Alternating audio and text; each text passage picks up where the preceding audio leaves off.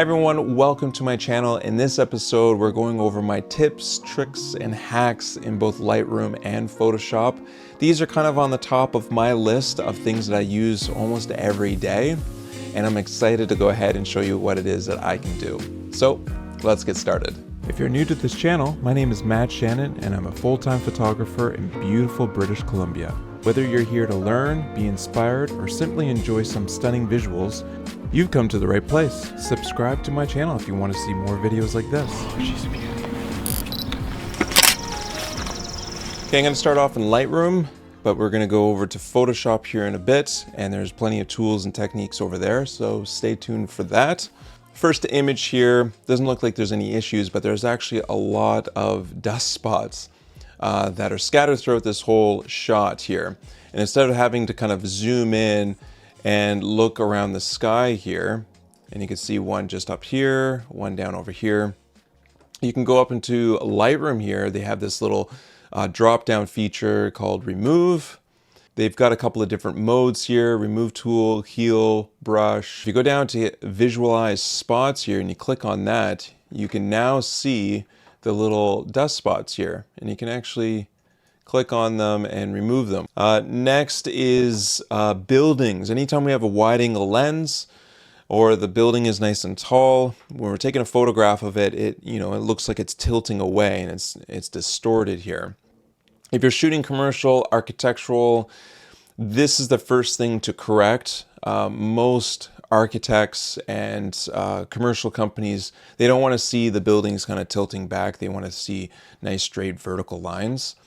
And if we go down to transform, you can hit auto.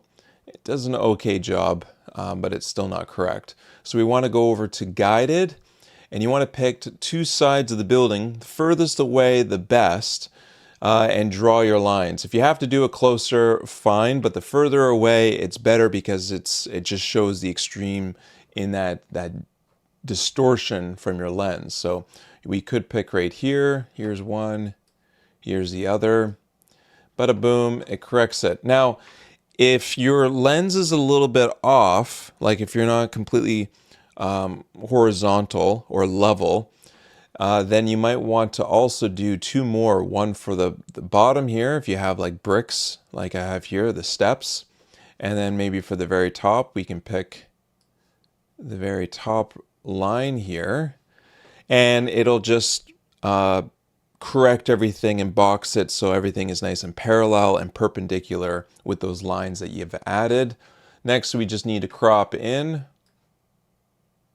So this is if you're shooting in the field for a company and you do have distortion, you always want to shoot wider just in case you have to do corrections like this. Now this is a shot that I did way back when. I'm hanging over the edge here and I'm taking a picture of a rope access guy, and you can see that the horizon isn't perpendicular with the building. It's a little wonky here. Well, we can do the exact same thing. I can just pull down from the brick up top here, and I can try and find the horizon, which is probably right there, and I can correct for all of that. That looks a lot better. I can even look at this one building here, and I can stretch that. So right there, it snaps everything into place, and that looks 1,000 times better than it did before. Okay, next I have this owl here, and it's shot at a fairly shallow depth of field at 500 mils. It's shot at f4.5, but I still have maybe some of these, straw pieces here that I might not like. I don't mind them, but say if you wanted to blur them out, more of a shallower depth of field, well, Lightroom has a lens blur now. So if you click the old box here, it does a really good job of analyzing the subject and how much focus range your subject needs to have separate from the landscape or the background. And you can check this visual depth here, and you can actually see your subject and what is in focus and then everything else that isn't in focus. And then of course you have a blur amount, so you can really crank up the blur to make your subject pop. Now, the one thing you want to make sure is your focus range. If you narrow down your focus range too much, you can see that blur starts encroaching on some of the details of the owl in this case. So the analyzer does a pretty good job of separating the two, but that's something you want to zoom in and check your work. I'm going to try this on a landscape image. Here, we're going to hit apply, and everything is pretty much in focus, but let's say if I wanted to blur the foreground. Well, here I've got the foreground now blurred. If we hit the visual depth here, we can change how it affects and kind of goes from sharpening and then into the blur. So that visual depth is pretty cool. Okay, the next feature I want to talk about is applying some edits to your background without affecting your subject, or vice versa. We select our background. Now let's say if I wanted to brighten up the background and warm it up, but I didn't want to do the whole background. I actually wanted to do it up here, almost like a gradient or a linear gradient. But of course I didn't want it to affect my subject. Go up to the dot, dot, dot and intersect mask with linear gradient.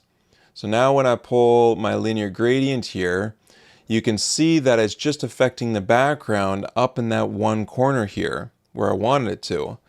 So not only are we just talking about the background and it's not doing anything to the fox in this case, it's just the background, but I'm also using a linear gradient to the one side. So I can warm that up, I can brighten that up a tiny bit, add some whites there, that looks lovely. Okay, maybe I want to do that again, but I want to darken the bottom right side of the fox. So I hit the plus here, I select the background, and then I hit the dot, dot, dot, intersect with linear gradient, and then I pull up from the bottom right here, and this is where I want to cool it down with the temperatures and darken it. Add some contrast, and bada boom. There you can manipulate the background, but do it by regions. Let's say if I wanted to brighten up the fox's head, but not do it to the background. Well, I can hit the plus icon here, select the subject, and then I can do dot, dot, dot, and then intersect mask with, let's do radial, and I want to move that maybe to the side. Here I can brighten it up, add some contrast, warm it up, and then I can even move it around, you know? You can see where you might want that, almost like a key light. Okay, next is working on black and white images. Most of you probably already know that you don't have to slide your saturation and vibrance down and then start working on your image, that you can just click on black and white here, which switches all of your different sliders and stuff basically into black and white mode, including your tones curve here and your colors. So up in the sky here, if we go to the import here, it is very blue. And then we have some yellows down here. We got some reds. And if we go back into our black and white here, the blues with the hues, we can actually darken all of them. We can also go into our yellows down here, which is kind of all that hay, and we can brighten those up, almost creating contrast within our image. And then the oranges and reds, we can darken those, kind of like our shadows. Aqua here is kind of like our lower atmosphere here behind the mountains. So that looks really good. So already we've transformed this image and it's looking really good, especially for those high key images that are taken in the middle of the day where we have harsh lighting. Now, how I would complete this is I would go up into my masks here, do a radial, kind of select the mid-tone of the mountains here, add contrast, bring down the darks here, and then I would add a couple of linear gradients, one to the bottom here, and then another one up in the sky here to bring the eyes down a tiny bit. There's still a lot more that I would work on in this image, but already I really like the black and white look. Okay, we're moving into Photoshop here. Power lines, telecommunication lines, just lines in your image can be a huge nuisance. And I have this image here that I took for a client, and it was just so much work trying to mask them out. Well, Photoshop has this new feature here that if you go down to the bottom right here, create a new layer, and you go up to the top left here, which is the remove tool, you make sure that that's clicked. Go up to the very top and you'll see find distractions. Now you want to make sure that you sample all layers and then go from find distractions down to wires and cables. Click on that, and just like that, it's gone. Amazing. Now you can still see in the windows reflection of the power lines that are behind me. Well, they could be in front, but anyways, they're still in the windows, so you still might have to do some work. But let's see that again. Power lines, no power lines. Incredible. So much work removed. Very cool. Let's go into the next one. Here's another image here that's maybe a little bit more complex. Let's try it again here. We got new layer here. Make sure that our removal tool is clicked. Wires and cables. And just like that, it is gone. Look at that. And you might have to do a little bit of cleanup still in the sky here. You can kind of see that there is a little bit kind of left over. But all in all, that is an amazing. You can even see here, right up by the pole, it removed a ton of wires. Got rid of all of that junk. Look at that. Amazing. Now, here's another one that it can find, which is people. So I got this photo here of a mountain in the background, and I got some people. And instead of trying to mask them out, you can do the exact same thing. You can click on new layer, make sure the remove tool is selected, and you go from find distractions down to people. Now this is only 2 people, and you can see that it highlighted both of them before I hit the check mark here to proceed. But if you had a crowd where you had multiple people walking around, it'll detect all of them. So once you detect all of them, you hit this check mark here, and it will proceed to remove them using that tool. So just like that, the 2 people are gone from your image. Now, what about if you are the subject and it's a picture of you? Well, let's try it. New layer, remove tool, find people. And it says, couldn't find any people who are not the subject of the image. So if you're wondering about yourself being the subject, like say if you're taking a picture of you on the beach and there was other people there, it would remove the other people, but not you. So it's smart enough to detect who the subject is and who isn't. So try it out. It's not foolproof, but the program is quite amazing.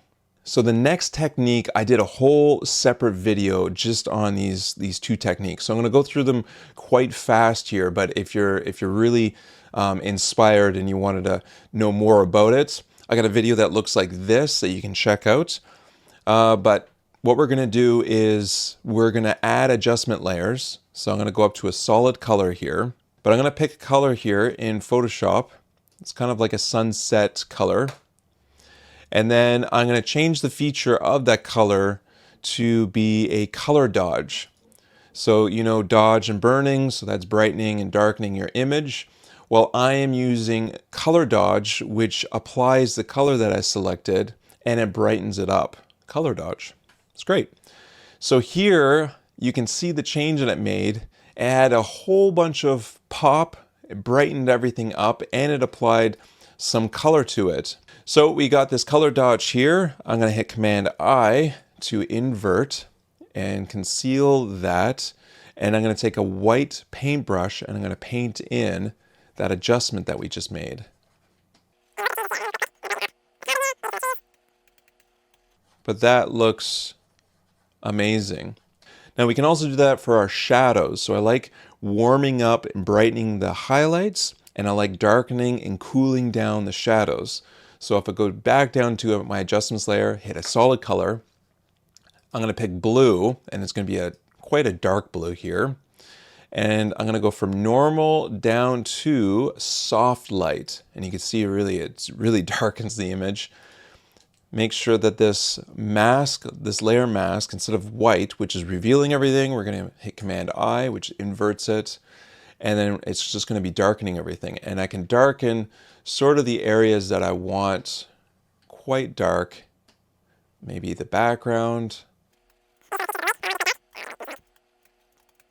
And there you have it. Let's see what the original looks like.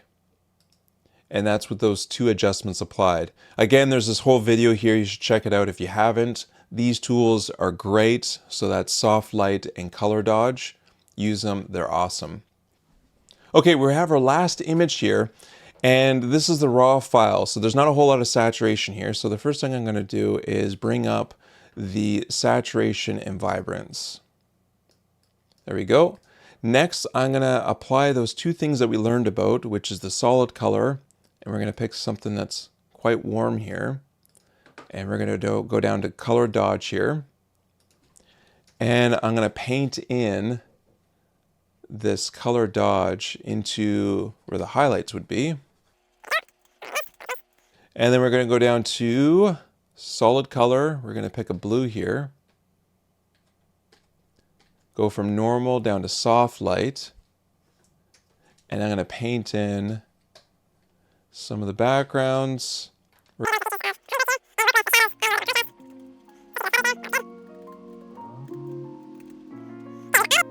Okay, so now we added color dodge and soft light, and already the image looks way better. If we hit the original, and this is with those 2 adjustments applied once we added some vibrance and saturation to the image.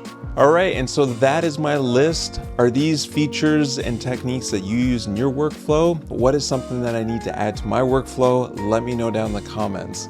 Thank you so much again for watching, and I will see you on the next episode. Ciao.